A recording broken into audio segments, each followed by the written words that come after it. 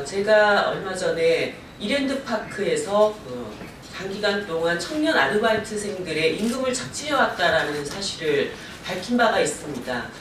그 후에 저희 의원실로 추가적인 제보가 굉장히 많이 쏟아져 왔습니다. 이것이 외식업체 이랜드파크뿐만 아니라 이랜드 계열사 전체 전반에서 일어나고 있는 일이고, 그리고 청년 아르바이트생뿐 아니라 전체적인 노동자들에게 이런 임금 착취가 이루어지고 있다는 사실을 확인을 하게 되었습니다.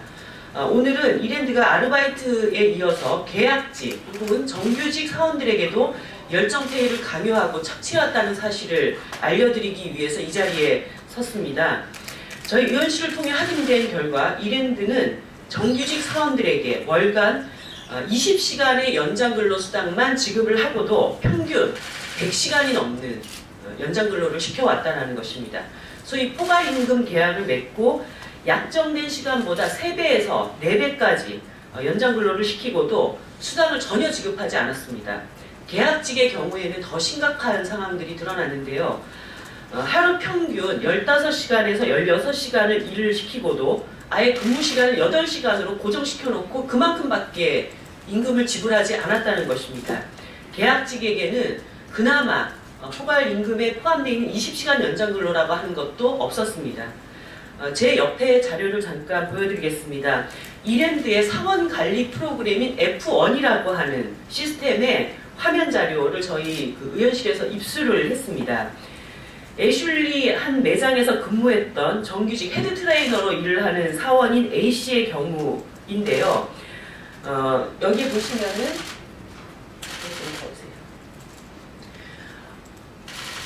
8월 12일 날 총 근무 시간이 16.5시간입니다.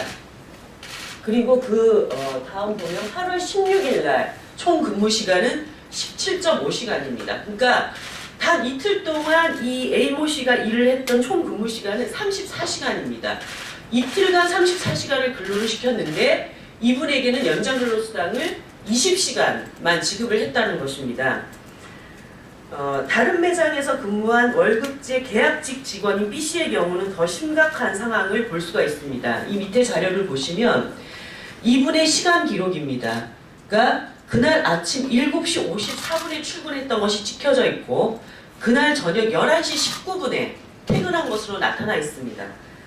엄청난 15.5시간이라고 하는 근로시간이 찍혀져 있고요. 이 밑에 날짜도 보면은 7시 53분에 출근해서 밤 11시 57분 엄청난 양의 일을 시키고 16시간을 근무를 시켰습니다.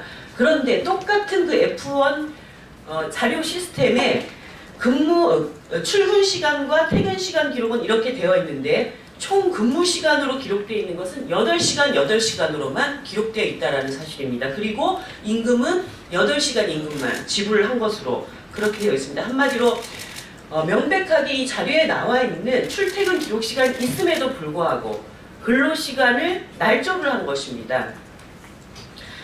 정의당 비정규직 노동상담 창구에서 이런 상황에 대해서 얼마의 임금을 지불했어야 되는가에 대한 단순 계산을 한번 해봤습니다.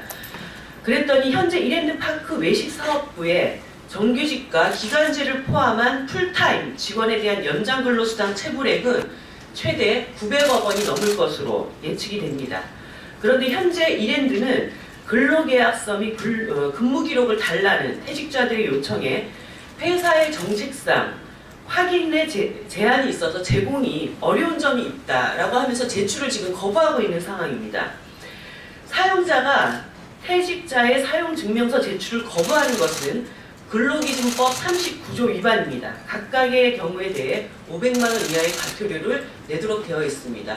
퇴직자의 밀린 임금, 소위 착취된 임금에 대한 정산을 위한 꼭 필요한 자료를 제출 요구를 했는데 이것까지 거부하고 있는 이런 상황이다라고 말씀드릴 수 있습니다.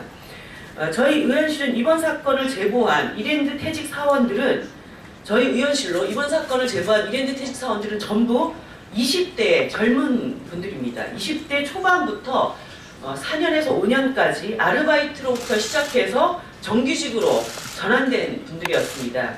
하지만 정규직으로 된 이후에도 이분들의 처우는 크게 달라진 것이 없습니다.